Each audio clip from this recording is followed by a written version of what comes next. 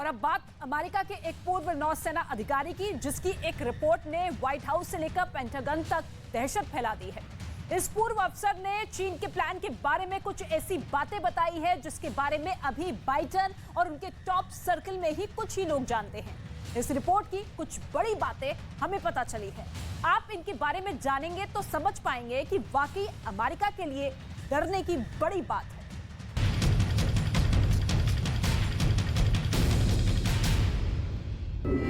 报告厅长，目标不稳定，声纳正在加强搜索。目标已确认。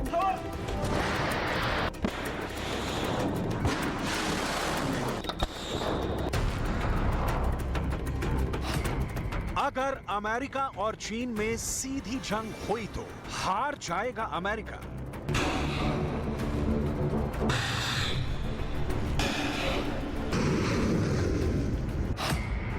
चीन की navy America पर पड़ेगी भारी।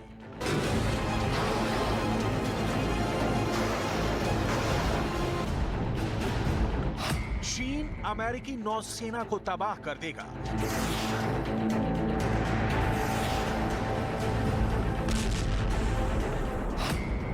क्योंकि जंग में जीत बड़ी सेना की होती है,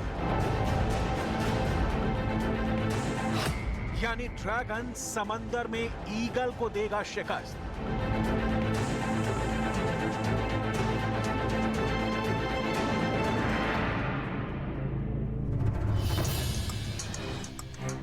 ये चौंकाने वाला दावा किसी और ने नहीं बल्कि अमेरिका की नेवी के एक पूर्व कैप्टन सैम टैंक रेडी ने किया है। उनका यह दावा अमेरिका के नेवल वॉर इंस्टीट्यूट की एक पत्रिका में छपा है। यूएस नेवल वॉर कॉलेज के फ्यूचर वॉरफेयर स्टडीज के प्रोफेसर सैम टैंक रेडी की रिसर्च के मुताबिक अगर इतिहास से सबक लिया जाए तो किसी भी युद्ध में चीन के संख्यात्मक लाभ के कारण अमेरिकी नौसेना के लिए हार की संभावना है। नौसैनिक युद्ध में बड़ा बेड़ा लगभग हमेशा जीत हासिल करता है। प्रोफेसर सैम टैंक रेडी ने अमेरिकी सैन्य योजनाकारों के लिए एक चेतावनी देते हुए लिखा है कि आंकड़ों के लिहाज से चीन की नौसेना दुनिया में सबसे बड़ी नेवल फोर्स है और पिछले 8 साल में चीन ने अपनी नौसेना की ताकत को तेजी से बढ़ाया है। सिर्फ सैम ही नहीं बल्कि दूसरे रक्षा विशेषज्ञों का भी ये मानना है कि जिस तरह चीन ने समंदर में अपनी ताकत में इजाफा किया है वो वाकई में अमेरिका के लिए एक बड़ी परेशानी का सबब बन चुका है और अमेरिका और चीन के बीच सीधी जंग की सूरत में ड्रैगन समंदर में आसानी से ईगल की नेवल फोर्स को तबाह कर सकता है।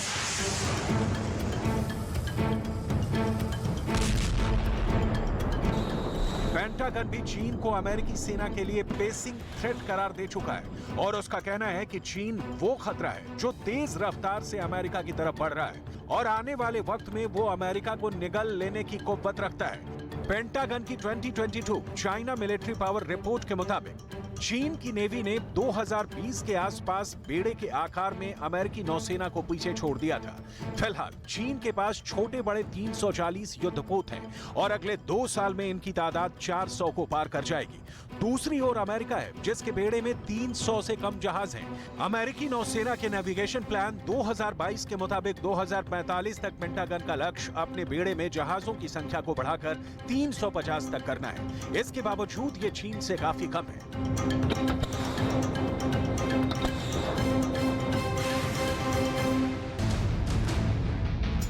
आइए अब आपको बताते हैं कि आखिर क्यों दुनिया भर के रक्षा विशेषज्ञ चीन को अमेरिका के लिए सबसे बड़ा खतरा मान रहे हैं। दुनिया भर के देशों को मिलिट्री रैंकिंग देने वाली संस्था ग्लोबल फायर पावर इंडेक्स के मुताबिक चीन की नेवी में कुल एसेट्स की तादाद 730 है जबकि अमेरिका की नेवल फोर्स में महज 484। चीन के पास 2 एयरक्राफ्ट कैरियर हैं तो अमेरिका के पास 11। चीन के पास 3 हेलीकॉप्टर कैरियर हैं तो अमेरिका के पास 9। डिस्ट्रॉयर की गिनती में भी चीन अमेरिका से पीछे है। चीन के पास 50 डिस्ट्रॉयर हैं तो अमेरिका के पास 92। तो फ्रिगेट के नंबर गेम में चीन ने अमेरिका को पूरी तरह से मात दे रखी है। चीन की नौसेना में 43 फ्रिगेट हैं तो अमेरिका के पास एक भी नहीं। इतना ही नहीं, चीन के पास 72 कॉर्वेट हैं तो अमेरिका के पास महज 22।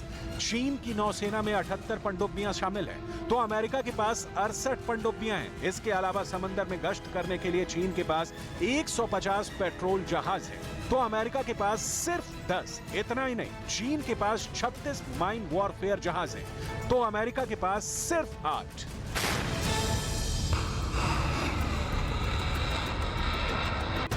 इन आंकड़ों को देखकर एक बात तो तय है कि नंबर गेम में चीन अमेरिका पर भारी पड़ता साफ दिखाई दे रहा है। रक्षा विशेषज्ञों के मुताबिक अमेरिकी सैन्य अधिकारी चीन से मुकाबला करने के लिए टेक्नोलॉजी पर भरोसा कर रहे हैं और अमेरिकी सैन्य अधिकारियों का कहना है कि दुनिया युद्ध के एक ऐसे युग में प्रवेश कर रही है जिसमें बेड़े के आकार से ज्यादा टेक्नोलॉजी, कॉन्सेप्ट, पार्टनर्स और सिस्टम जंग में जीत का फैसला करेंगे। लेकिन यूएस नेवल वॉर कॉलेज में फ्यूचर वॉरफेयर स्टडीज के सैम टैंगरेडी ने अपनी रिसर्च में एक बहुत अहम बात का जिक्र भी किया है। दरअसल सैम टैंगरेडी की रिसर्च दुनिया की 28 नेवल वॉर पर आधारित है। सैम टैंगरेडी के मुताबिक 28 में से 25 बार उस सेना ने समंदर में जंग जीती है जिसके बेड़े का आकार भी बड़ा था। महज 3 मौकों पर ही बेहतर सुपीरियर टेक्नोलॉजी के आधार पर छोटे बेड़े वाली सेना को फतह मिली है।